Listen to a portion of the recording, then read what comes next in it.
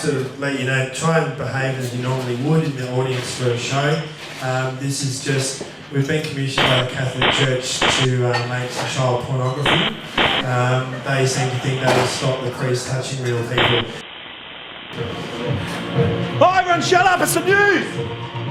We interrupt this paid video advertisement to bring you this late-breaking news from BBC Radio Scotland. McFringe promoter Evonne Keron is dead.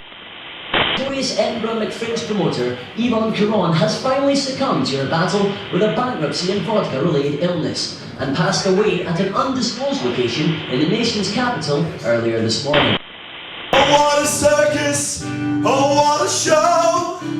Edinburgh has gone to town over the death of a promoter called Evonne Keron. Where is the money? All the creditors wail on their websites and such, and the stars that she made sigh and gush. I loved her and hope she loved me.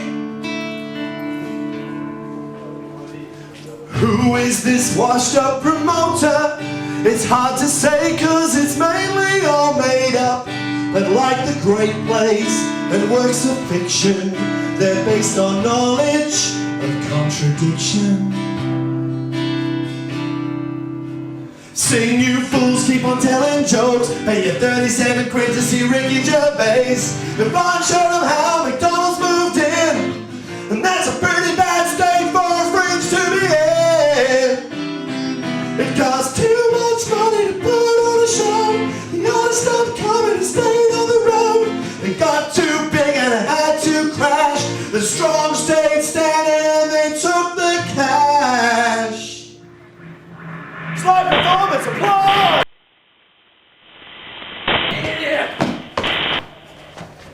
Did I make it? The date? What's the date? The date? August 2nd, 2017. I made it. I traveled from 2 days in the future to the past. Well, of course you don't know that because it doesn't happen until another 2 days from now. But you do, of course, recognize myself.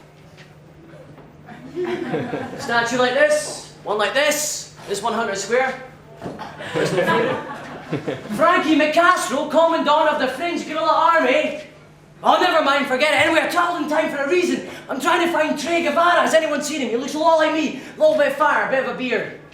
Likes to burst into a random song. Yeah. He's behind you. No, it's not panto. Okay. So, no, just to let you know, just in case you weren't sure, look, it's not the telly. I'm actually here in front of you. Has anyone seen Che Guevara? Yeah. He's at the bar. Ah, Che, there. Oh, Frankie! Wow! Oh, it's so good to see you. Yeah, I know. I've got You're in not the going to morning about believe it. this. The news Yeah, I know. is just on. Yeah, I know. Evonne Keron is dead. I know that, Che, right? Listen, it's really important. I've travelled from 2 days in the future to the past to bring you a warning. It's about Evonne Keron. She's not really dead. No. They know about the attack. Oh, and when you go to battle, you're going to die, Che. No. They're going to kill you. Die. You're going to die. I don't want to die. You're going to die. It's going to happen to you. I don't want to die. What? No.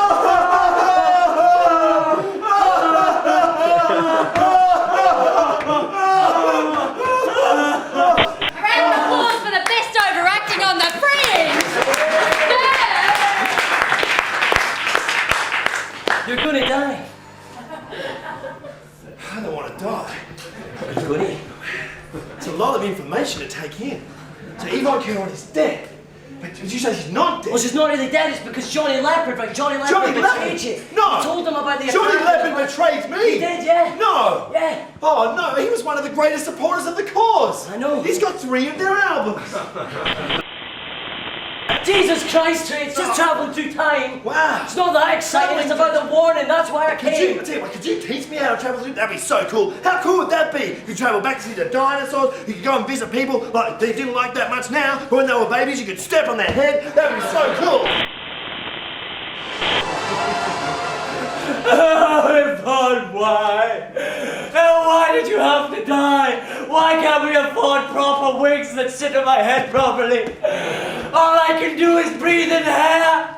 It's disgusting. disgusting. I don't even know what it's made out of.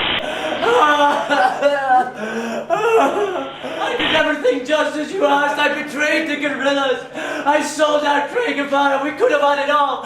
Next year at the festival, we could have charged £3,000 to see Ricky Gervais.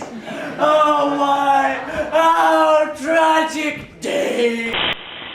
I will bring you back because I have purchased this. George Foreman's lean mean turning dead people into robots machine. And you will be reborn. Oh yes you will. Tinfoil?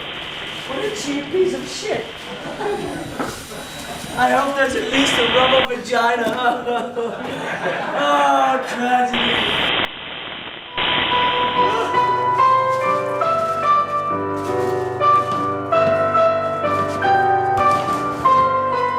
What are you looking at? Oh, the screen. Right. Haven't you ever seen somebody who had a dive? Oh, the doctor said I should stop drinking. Fuck, anyway.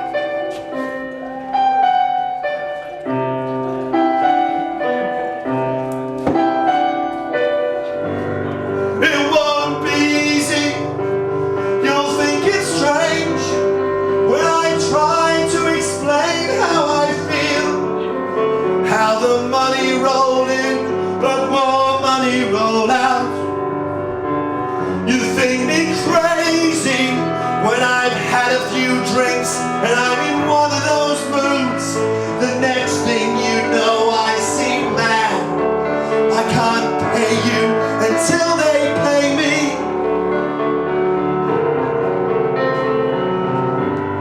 Remember the days when I had it all.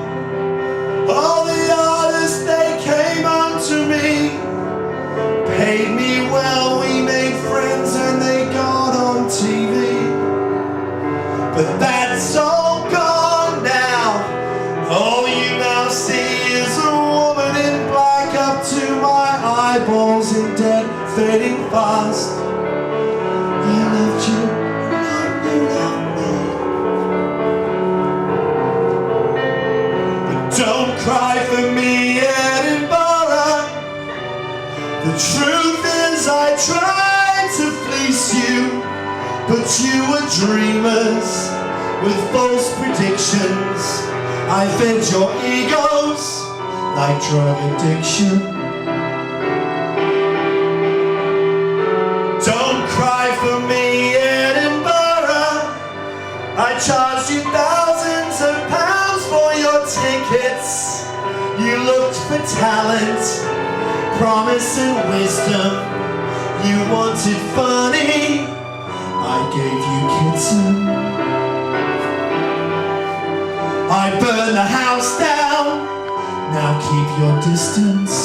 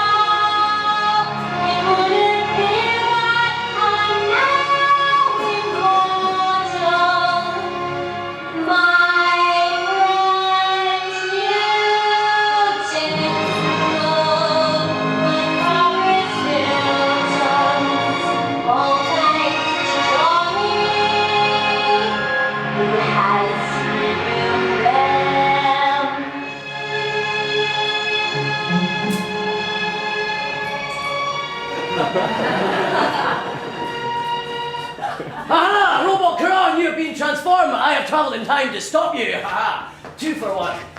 3 for 1. Any one. 4 stars, the Scotsman. So it appears you are immortal to flyer mortaring. I see Evonne, and shorter and thinner. Yes, very interesting. There is no escape. Oh!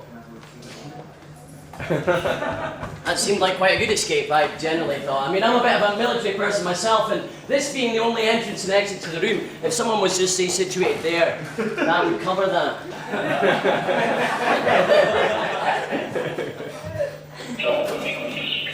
Oh, a scary threat, Evonne. Scary. Doesn't make for good dramatic dialogue. What's the next? Yes, the force is with me to stop you. Again, not so good. Next. Ah, well, I have been travelling through time, so my powers are somewhat weakened indeed. Next. Haven't you said that? My batteries are weak. Ah, yes, I see. Well, you should have bought the cheap George Foreman, really, altogether. That's what you get for your eBay purchases. I just need to know how long it takes Kieran to do a damn costume change. Well, I don't know, he's just been on a bed. Wherever I...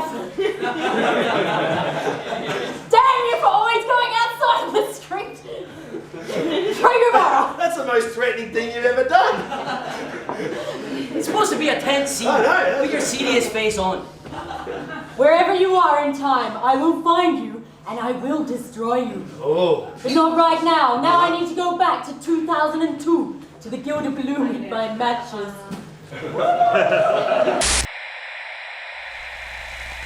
Form a revolutionary army? Wow, that's really enthusiastic, you know? Scary, but you know, to be honest, I'm looking out at these people and thinking maybe they don't know a lot about communism. Yeah, especially this guy here. I reckon he probably still thinks a socialist is someone who's prejudiced against people who like going to house parties.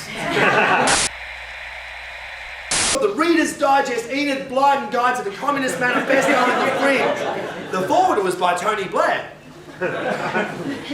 Okay, starting from the start, like all the Enid Blyton books do. Once upon a time, there was a fellow called Karl Marx. He was quite critical of lots of stuff, but he mainly thought that capitalism was quite shit. He wrote a massive book called Das Kapital that was thicker than Posh Spice. I think that's an aftershave. Some people who tried to read it died of old age in the process. One day his friend Frederick Engels said to Karl, "Dude, your ideas are spot on, but your book is too long. You need to do a shorter version so people can understand what the hell you're talking about. In fact, if you like, I will totally help you." So Marx and Engels sat down together and started to write the Communist Manifesto. They believed that the world was divided into two groups, men and women. This theory didn't get very far with them, but interestingly enough, about 90 years later, a woman called Germaine Greer ripped it off completely, started the feminist movement, wrote The Female Eunuch, and made tons of money. And then for some reason, she developed a penchant for young boys. So they had a rethink and decided that maybe the capitalist world was divided slightly differently, and that one group owned what they called the means of production. Say that with us, the means of production. And they called these people the bourgeoisie. Let's see that, bourgeoisie. Yes, it's in a different language. It's Italian. The other group had to sell their labour to the bourgeoisie in order to access the means of production, and they were called the proletariat. Say it with me. Proletariat. Oh yeah, that's German. The bourgeoisie would give the proletariat money for their labour, but it would never be equal to what the proletariat actually produced with their labour. A little bit like when a teenager gets paid £3 an hour to make 100 Big Macs that sell for £1.50 each. Wow, Trey, that is just over £1,500 for just £3, plus materials and rent. That just does not sound fair. Oh, try not to think about it too much there, Frankie. You sound like an Australian. Marx and Engels reckoned that eventually the proletariat would get sick of this and rise up in one group to smash the government, who would set wages so low and finally destroy the bourgeoisie. It's a lot like in that film Jaws, when the shark eats people because they eat fish and chips. It's also like when that stingray killed Steve Irwin because he never ever paid any of the animals that appeared on his TV show. Try not to think about it too much, you sound like an Australian. You don't. The Edinburgh Fringe Festival originated 60 years ago as a result of a rebellion by a group of performers who turned up to participate in the Edinburgh Festival. The people who ran the Edinburgh Festival told them, "Oh no, you can't be involved in this festival because you're not invited." Because even back then, Edinburgh was full of English people. So the rebels started the Festival Fringe, a unique festival open to any performers. For 40 years, performers and audiences enjoyed the fabled spirit of the Fringe. It was £3 per ticket. You could see 6 shows for 20 quid and still have 2 quid left over for those people who like mathematics. I met a fellow who's lived in Edinburgh for 20 years. He now boycotts the festival on account of how expensive the tickets are. I said to him, it must have been £1,000 when tickets were £3. You must have seen an awful lot of shows. And he said, oh, I definitely remember the days of the £3 tickets, but don't forget, I live in Edinburgh. I never actually went to any shows. but capitalism is like a smuggler, a narrative device designed to give the famous five something to do on their summer holidays. And where there is a profit to be made, they will come. There are now over 2,000 shows here at the festival that is fast becoming a tiny, tiny microcosm of the capitalist and market economy that we all live in. The end. We'll just travel through time to 2043. Here we go. Oh, it's 2043, so I better put my beard on. Oh, look at this. Let's see. I feel so... Oh, what's going on Something there, seems to have gone wrong with mine, Trey. Something's gone wrong. You know what you've done? What have I done? I think the space-time continuum has made your beard grow out of your forehead again. No. Just need to pull it down. Oh, there we go. There you go. Very good. Oh, what was the question again? Oh, I might have this chair. That's it. You think so? All right, I guess he's got a bad back. Sorry about this, Mr. Parkinson. Yes, I know. Yes, all the old ladies think you're so fucking witty. There you go. I'm fine. Over this week. I know. Point in that direction, and I'll hold you still. Now, what was the question again? No, you want to know how we got started? Well, he's having this very much better than me. Well, it was in 2008, you see, and the C venues and hundreds of other smaller venues had all collapsed because there was too many shows and not enough people to go and see them.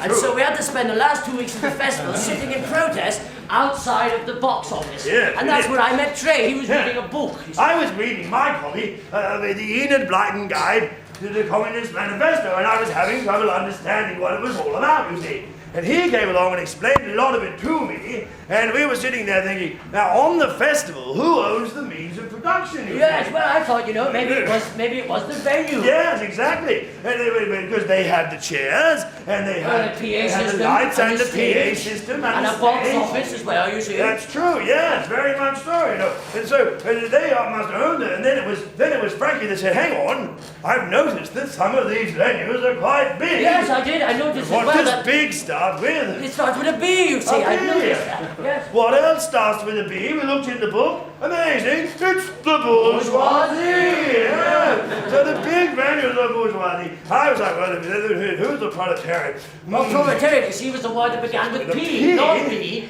P. P is upside down, round the other way. What does start with a P? The performer, you Yes, see. so the proletariat is the performers. And they need to access the means of production. So we thought that's how we worked it all out, you see, because back in the day, in 2007 and 2008, you know, people didn't know what the performers were doing. They would see them on the streets with their flight coming up to, hello, come and see my show. And people would go, fuck off, you fucking performer. Look at 10 quid to go and see that. How much more fucking money do you want, you rich artist motherfucker? You know, and it was all very aggressive. How many people think it's too much to pay to say 10 quid to go and see a show? Yeah. Well, they all do. That's why they're here. That's why they came to a free show. That's right. You see, we're still switched on even though we're old. You know, we've still got all the faculties, haven't we? Oh, well, most of them. See, people didn't realise, nobody realised at the time that what a performer has to do a show at the Fringe if they're going to go to a big venue. They say to the venue in April, oh, I want a 100-seater venue for the month, and the venue will make them sign a contract to guarantee to pay at least £3,500 to hire that space. Yes, and then irrespective of who comes and sees the show. And then you have to pay to be in the Fringe Guide. That's another right. £300, and then flyers and posters Venue and well, guides. it's very expensive, and accommodations. Oh, People yes, need somewhere to stay. Food, oh yes. Food, yes. People eat food during the Fringe when they're doing the Sometimes show. I've heard that they do. Yes, and that cost them some. It's easy, was back in the day, easy to spend £5,000, £6,000 just to put on a show, you know. And that was the situation, and people just didn't realise Yes, that. I think when the artist is coming and saying, please come and see my show, they're not trying to make money from you. No. They're trying to make money Make the back. money back, you know. And people Yes. didn't. So we tried to educate people and tell them all, and that's how we got started. What? Oh, we need to go to a commercial break. All right then. Next one, we just need to travel in. Indeed, the very first action ever undertaken by the Fringe Guerrilla Army as a unit was in 2009. We disguised ourselves as American tourists and snuck up into the Highlands of Scotland, where we poisoned all of the tartan sheep. Now, the resulting kilt shortage meant the tattoo could not be performed that year. In 2017 that we undertook our most You successful must remember this, action it was as an only army. a couple of weeks ago. Exactly, it was all over the papers. We burned down every single venue in the whole of Edinburgh. All of them. The We city love was burning alight. things down. We just burn down stuff, you know? And we Who thought- taught us to do that? I can't remember. Someone, what was out of that window again? Yeah, It's we where all burned the that rubble is. down. Yeah. It was That we definitely did. that wasn't us, that was someone else. That was, I think Evonne did that. Evonne, yeah, Evonne. But we Keron. burned Yes. down all the venues on the festival. And we thought they can't possibly have a festival this year, but at the last moment, the 11th hour, Chinook helicopters flew giant flat-pack venues in from IKEA. They built them in the meadows with giant alum keys. keys.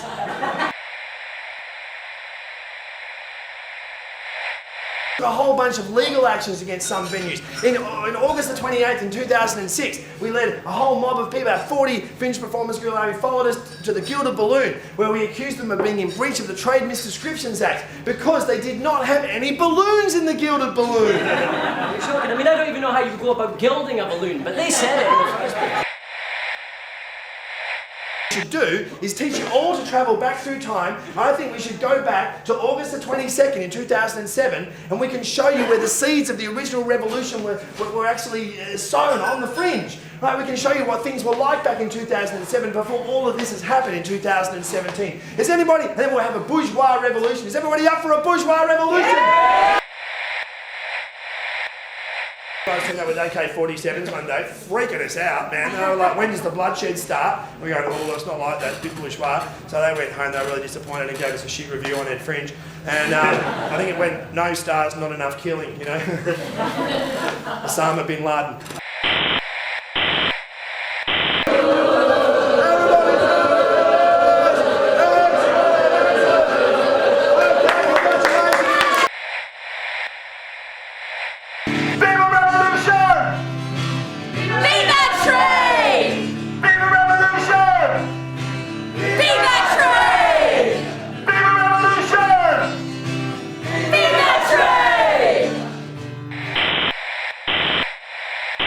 And we're going to go and storm the box office and create and do a pre-enactment of the revolutionary tactic that took place on August the 4th, 2017. Fringe performers, Guerrilla Army, please be upstanding, come on!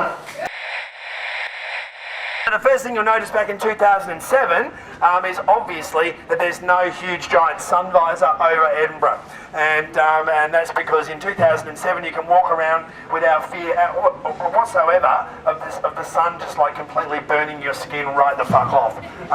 Because climate change hasn't really kicked in a big way in 2007. They're a bit worried about it, they talk, but in the end they don't do anything and everyone ends up being burned to death if they go outside the sun visor. Now you'll see, if you just look up there, from time to there you go, there's a bus there. Now there's a bus, see those people on the bus, right? Buses in 2007 are used for public transport and not housing the disabled, okay? Those are people just going about their daily business, although you do see these open-topped buses with like tourists in there. Some of those are a bit retarded. Going, I want to go around Edinburgh on a bus, you know, it's a bit fucking far for me. Anyway, this is the first stop on the tour, and what happens between 2007 and 2017 is the City of Edinburgh started renaming places like this after famous and infamous celebrities. And I think in 2013 they renamed these steps the Michael Barrymore Steps. The idea was to, you know, you start at the top of the steps, and obviously you've got a huge career in the entertainment industry, hundreds of thousands of fans, millions and millions of pounds, and then of course someone's found dead in your swimming pool. You know, it doesn't go down too well with the general public, so of course your career starts to go all the way downhill. This is the next stop on the tour, okay? Now, if everybody can just hold it up there, we'll bunch it up at the back. Okay, excellent, everyone can just come in from the back. Can you hear me there, Commandant McCastro, comrade? You can hear me? Excellent, that's the way. Now, we did mention accommodation. Accommodation on the festival, one of the most expensive things that people have to pay for. For some reason, due to the supply and demand situations, back in 2007, a room in a flat, right, that normally would go for around about 350 quid, suddenly becomes worth in the month of August 1,300, 1,500 quid. It's outrageous. And what started happening in 2007 was that people started to save money on accommodation by living in these bins. Okay, now in this bin in particular, there's a little bit of rubbish in there at the moment, but that's because the other day in this bin in particular, we actually found 3 different separate companies that were all doing performances of Othello, and they were all living in this bin. We went past and they were rehearsing going to be or not to be, and I was like, that's the wrong play! Fucking hell! You know, at least rehearse the right play. So by 2017, all of these bins had performers living in and just trying to save a bit of money on accommodation. Now this is amazing. These are, I don't know if anyone's seen these before, but these are traffic lights, okay? And they were used in 2007 to stop traffic so you could walk safely across the road. Obviously in 2017, cars had 100% right of way. See what I mean? So everyone needs to stop, the cars stop, and you can walk across the road safely. That's amazing, isn't it?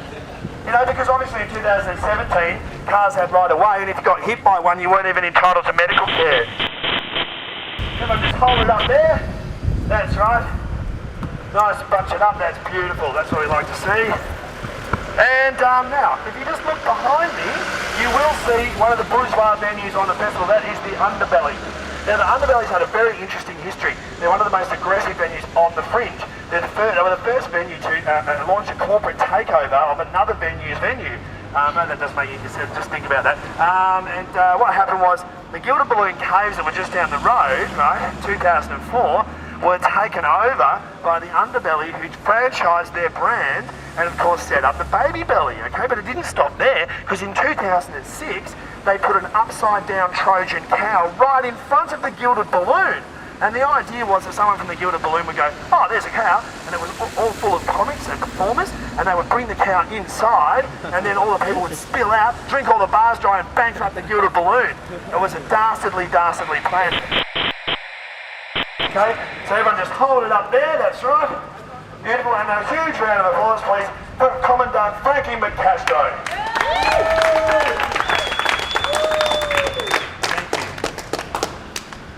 Now, of course, you will have seen me earlier on demonstrating the technique of flyer mortaring, whereby flyers were flicked out at an incredibly fast rate. Now, about 6 shows ago, a guy got hit right between the eyes and cut right down there during that scene, and that goes to show how dangerous it could be. Now, it was events like that that made PR gurus think that as the festival became more of a crowded marketplace, if you could cut, injure, or maim someone with your flyer, there's a higher chance they'll remember your show. Now, of course, the venue manager and militia had far better resources than us and were able to use spring-loaded guns that shot out round, sharpened titanium discs. So you'd just be walking through the Pleasance and then BAM! Jimmy Carr, 8 o'clock. And it actually led to a phrase. If you went to see any shows, people go, how was your Edinburgh Festival this year? And you're like, yeah, awesome. Check out my scars. Now, we tried to build larger weapons. We built ground-based flyer mortars that shot thousands of flyers up into the air that were designed for the siege on the castle. If you look behind you there, you can see what is an early version of what was called poster napalm.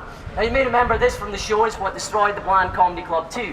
Now, in the future, the posters were far bigger than this, and bombers used to strafe down the Royal Mile and down Princess Street, unleashing huge glue-covered posters down onto people in the street, and it would stick you right down to the ground. Now, it actually became and doors such as these were installed so that if one was coming down, you could run in and be sealed in and safe from whatever was about to happen. Now, news reports did say that you could go up to glued down on tour buses because dozens of Americans were killed in these actions. And if you listen really close to the glued down bus, you could still hear the Americans inside going, "Where is the Edinburgh Castle? I need a photo for my grandson." It was a savage war.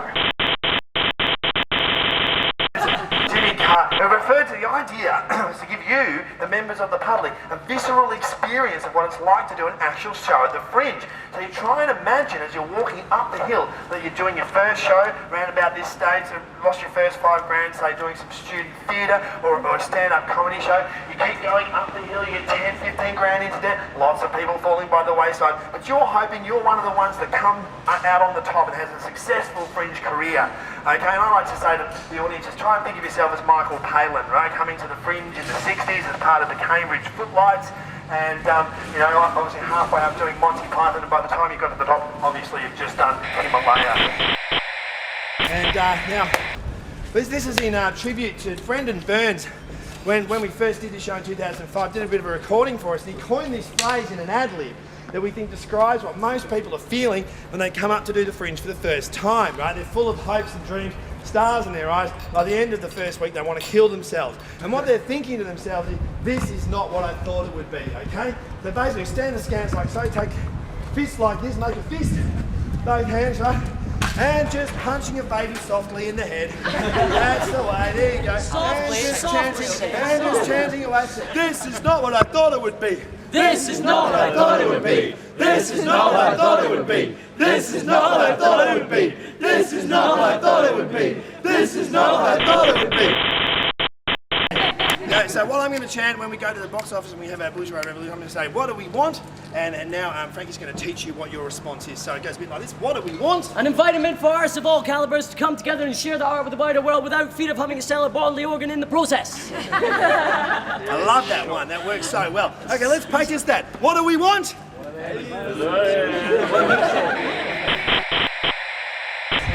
Press office, and if the Fringe is the microcosm of capitalism we believe it to be, the Fringe press office is indeed the stock market. Now, the currency of the Fringe is stars, and what journalists and reviewers do, they trade in stars and buy stars in various performers. Okay, so obviously if they think that they might be able to get themselves a writing job on the BBC or writing someone's autobiography, they'll basically rock into what they do, I'll show you what they do. They basically come into the, everyone can hear this, they come into the press office and they'll run in and they'll go, oh, I've got 1 star, I'll go and buy myself some shares in, let's say, who's it? Russell Brand, for instance. Go, like, there you go, 1 star, can I buy 1 star of Russell Brand? Yeah, have you got a chip? Can you give me the chip for it? Yeah, well, what's he worth these days? Not much? Okay, well I'll just take that 1 star. You send that to me in the email. You hang on to it. That's great. Now, if the venues of the bourgeoisie, the big venues that we see in the underbelly, it's these people on the raw mile of the proletariat, okay? I want to prepare you for the scenes of desperation and degradation you're about to witness. If the Fringe is the microcosm of capitalism, these people pick the coffee beans in the third world for Starbucks, okay? They make the runners for Nike. And I know what it's like. I know what it's like. You're watching TV and some little kid comes on from Africa with a distended stomach and they're like, give money to the kids in Africa, and you're sitting there and you start to hate that kid because he's making you feel guilty for living in your Western opulence. And you could get into the television, you want to punch that kid in the face, for making you feel like that, and that's understandable. But what I'd ask, right, what I'd ask is that you show these people some compassion and some sympathy. Okay, we're going to meet some proletariat members on the street now, okay? And I'm going to ask that you go up to them, take their flyers, okay? Make a false promise to come and see their show. Make them happy just for a little moment, because they're losing thousands of pounds, right? And they're very, very desperate. And I just want you to maybe even give them a hug. Ladies and gentlemen, stop playing. Okay, ladies and gentlemen, these are genuine members of the proletariat doing their own show. Now, boys, you can tell everyone here about your show and give them a flyer on the condition that you tell them honestly how much money it cost you to bring your show to Edinburgh this year. Absolutely. Yeah, tell them how much it was. It cost us about $12,000. Yeah! 12,000 American dollars? That's right. That's about 500 quid. Yeah. Currency thing. Maybe So 500. there you go, that probably works out to about £5,000 as we told you during the show. Tell them all about your show, boys. We're a comedy music duo Nice from and New loud, York. nice and loud. We're a comedy music duo from New York. A little raunchy, late at night of the underbelly, and Late at night. 11:15. We don't want to go there. Don't pick on the proletariat just because they're getting exploited by the underbelly. Okay, they're getting exploited by the underbelly, right? Yeah, you can judge Just our try and show remember by our that. website. We have Okay, videos and everybody, such give them a online. huge hug. 2 for 1 tonight, Come on, 2 for 1. group hugs. At 11:15. Oh, everybody just hold it up here.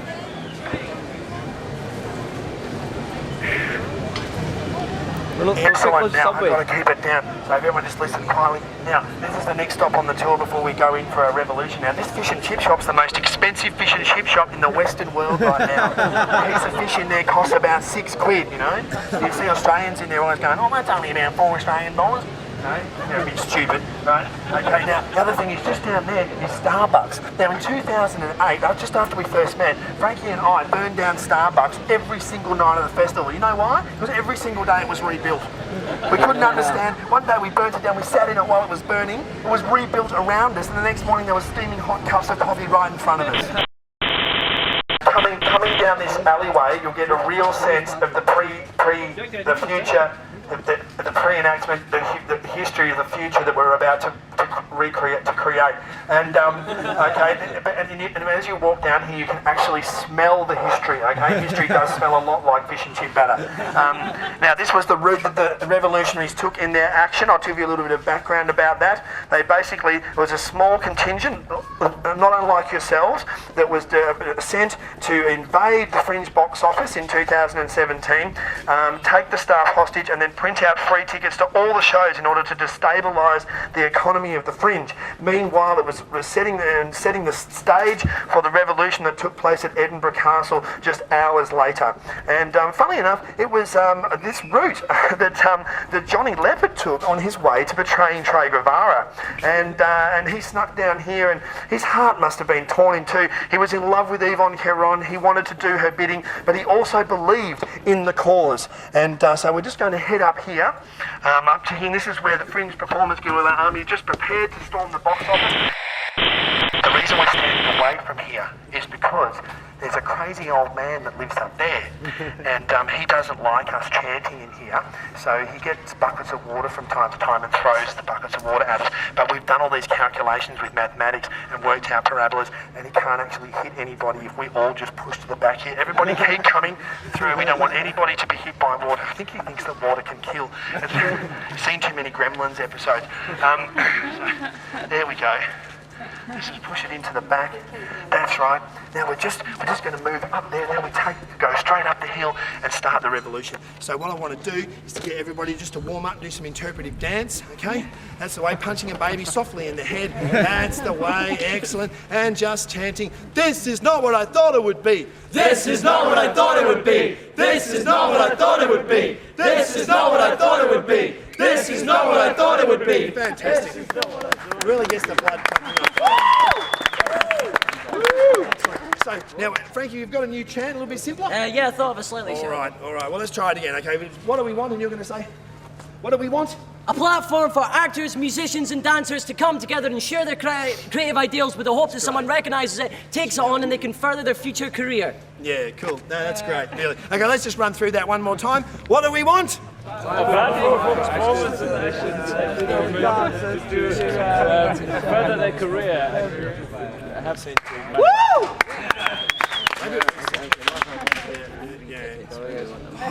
Okay, maybe we'll try this a bit simpler. What do we want? Free tickets, all right? When do we want them now? Can we try that? Right. So what do we want? Free tickets! When do we want them? No! What do we want? Free tickets! When do we want them? No! What do we want? Free tickets! When do we want them? No! Fringe Performers Guerrilla Army, move into position. Just up through here, please. Nice and orderly. Just because we're an army doesn't mean we're trouble. Let's just move into the position here. Everybody just come up, just walk up the hill. Making a nice, huge group just here. That's right. Let's just get 4 or 5 across the front. Now, we want you to chant as loud as you possibly can. Okay, so that the people in the box office start to shit themselves, and then we can get as many free tickets as we want. Okay, excellent. Frankie McCastro will be bringing up the rear as per usual, and I just wanted to look. I just let everyone know. You can see this is what faced the revolutionaries in 2017, an uphill march towards the box office. And as you can see, there's people in a queue waiting to buy tickets. Now, in the course of the action, we may kill some of them. Okay, but you know it's war, and you can expect some collateral damage. Well, that's what the US Army told me anyway when I was training with them. You know, I trained with Osama bin Laden. We were good friends.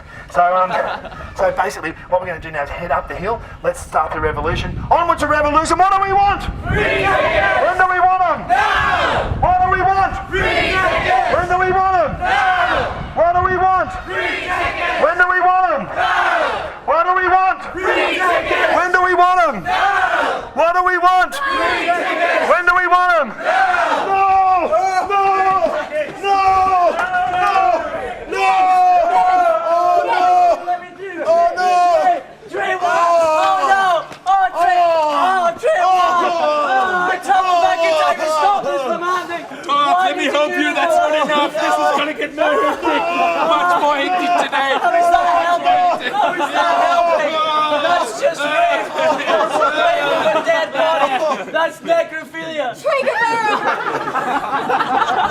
Why did you do this, Evonne? Why? There's something I had to take to tell Che Guevara. What is it? I am your mother. No!